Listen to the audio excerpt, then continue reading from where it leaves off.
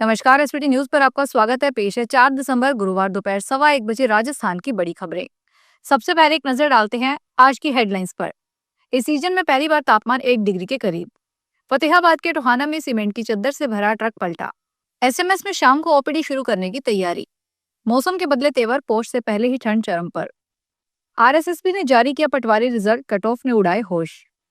और अब खबरें विस्तार से सुनिए। बर्फीली हवाओं ने राजस्थान में सर्दी बढ़ा दी है। प्रदेश के शेखावटी क्षेत्र में पारा 6 डिग्री सेल्सियस तक गिर गया है। सीकर के फतेहपुर में बुधवार को न्यूनतम तापमान 1.5 डिग्री रिकॉर्ड हुआ, जो प्रदेश में इस सीजन का सबसे कम तापमान है। वहीं शेखावटी के दूसरे क्षेत्रों में तापमान में 6 डिग्री तक की गिरावट दर्ज हुई है। मौसम विभाग ने आज और कल सीकर, चूरू और झुंझुनू में शीतलहर की भी चेतावनी दी है।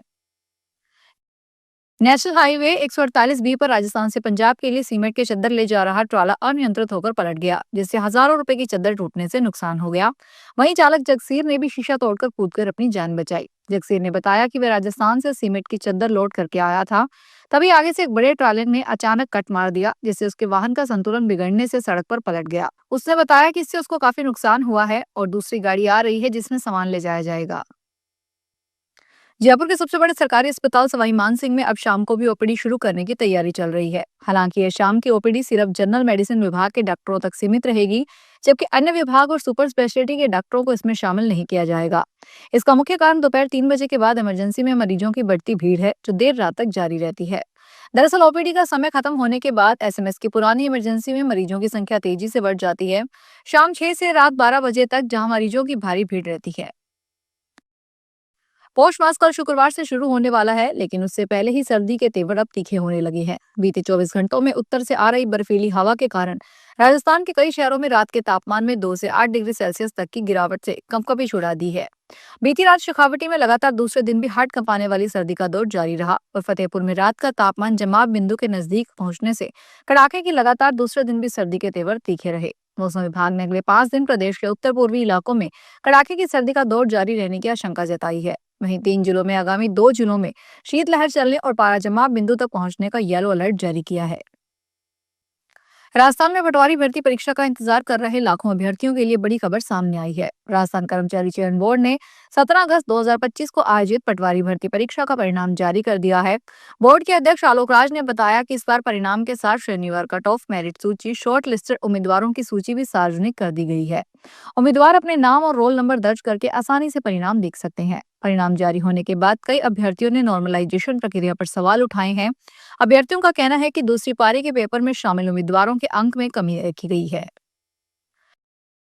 दिल्ली से मुंबई जैसे व्यस्त रूट पर आम दिनों में मिलने वाला किराया अचानक आसमान छू रहा है। उड़ानों की भारी देरी, रद्दीकरण और एयरलाइंस के भीतर चल रही ऑपरेशनल परेशानियों का सीधा असर अब टिकट कीमतों पर दिख रहा है। दिल्ली मुंबई हवाई किराया 20,000 रुपए से भी ऊपर पहुंच गया है। देश की सबसे बड़ी एयरलाइन ऑपरेशनल गड़बड़ियों के ऐसे जाल में फंस गई है, जिससे यात्रियों के सफर को 2 दिनों से बुरी तरह से अस्त व्यस्त कर दिया है। अलवर की प्रसिद्ध झील सिलीसेट के पेटे पर बनी देशी ठाठ होटल को अलवर प्रशासन ने गुरुवार सुबह सील कर दिया। इसके अलावा Medhavan, the jungle lab, Naman Bagh, Fatehgarh farm को भी सील किया गया है। देशी ठाठ होटल के गार्ड रूम को भी तोड़ा गया है। ये सब कार्रवाई यूआईटी ने की है। बिना जमीन का भू रूपांतरण कराए होटल संचालन पर यह कार्रवाई की गई है। गुरुवार सुबह सुबह पुलिस प्रशासन की बड़ी टीम मौके पर पहुंची। वहां सबसे पहले सिलीसेट बांध के पेटे व किनारे पर बने देशी ठाठ होटल को सील किया गया। उसके बाद होटल के गेट के पास बने गार्ड रूम को तोड़ा गया।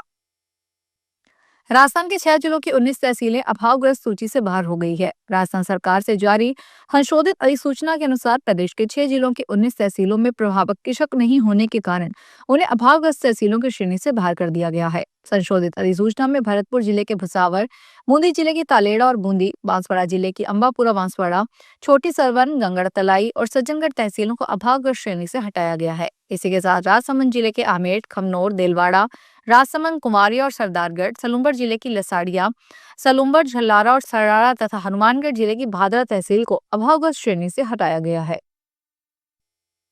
वृंदावन के कथावाचक इंद्रेश उपाध्याय की शादी 5 दिसंबर को जयपुर में होगी। शादी समारोह में बुधवार को मायरा भात की रस्म हुई। इसमें कथावाचक जया किशोरी भी शामिल हुई। आज मेहंदी हल्दी की रस्म होगी। शादी के सभी कार्यक्रम दिल्ली रोड स्थित होटल ताज आमेर में हो रहे हैं। शादी का मुख्य फंक्शन शुक्रवार सुबह 10 बजे से होगा। शादी में देश विदेश से प्रमुख अतिथियों के पहुंचने की संभावना है। इनमें उत्तर प्रदेश के मुख्यमंत्री योगी आदित्यनाथ, पूर्व केंद्रीय मंत्री स्मृति ईरानी, बागेश्वर धाम के पंडित धीरेन्द्र कृष्ण शास्त्री, मूलक पीठाधीश्वर राजेंद्र दास महाराज, कथावचक देवकी नंदन ठाकुर सहित 50 वीआईपी मेहमान शामिल हैं। डूंगरपुर जिले में आरपीएफ चाइल्ड लाइन व सृष्टि सेवा संस्थान ने संयुक्त कार्रवाई करते हुए डूंगरपुर रेलवे स्टेशन से 22 बाल श्रमिकों को मुक्त करवाया है। वहीं 3 दलालों को हिरासत में लिया है। ये दलाल डूंगरपुर जिले के विभिन्न गांवों में बच्चों को कैटरिंग कार्य के लिए गुजरात ले जा रहे थे। ये सभी चित्तौड़गढ़ से असारवा जाने वाली ट्रेन में बैठकर जाने का इंतजार कर रहे थे। कर्नाटक के बेलगावी जिले में एटीएम चोरी की एक हैरान करने वाली घटना सामने आई है, जहां चोर एटीएम को ही उठा ले गए।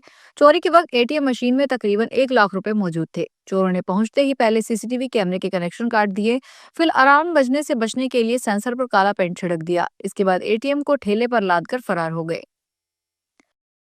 करौली में यूरिया की कालाबाजारी को लेकर जिला प्रशासन सख्त हो गया है। जिला कलेक्टर नीलाभ सक्सेना ने कृषि विभाग और खाद्य विक्रेताओं को निर्देश दिए हैं कि खाद की कालाबाजारी रोकने के लिए पीओसी मशीन में चढ़ाने के बाद ही खाद का वितरण किया जाए। कलेक्टर ने बताया कि जिले में 29,500 मीट्रिक टन खाद की जरूरत है।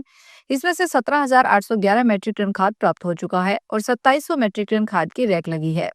कलेक्टर ने किसानों से प्रति बीघा 20 से 25 कट्टा खाद पर्याप्त होने की अपील की है और समस्या के निराकरण के लिए अधिकारी तैनात किए हैं। फिलहाल इस बुलेटिन में इतना ही, फिर हाजिर होंगे बड़ी खबरों के साथ।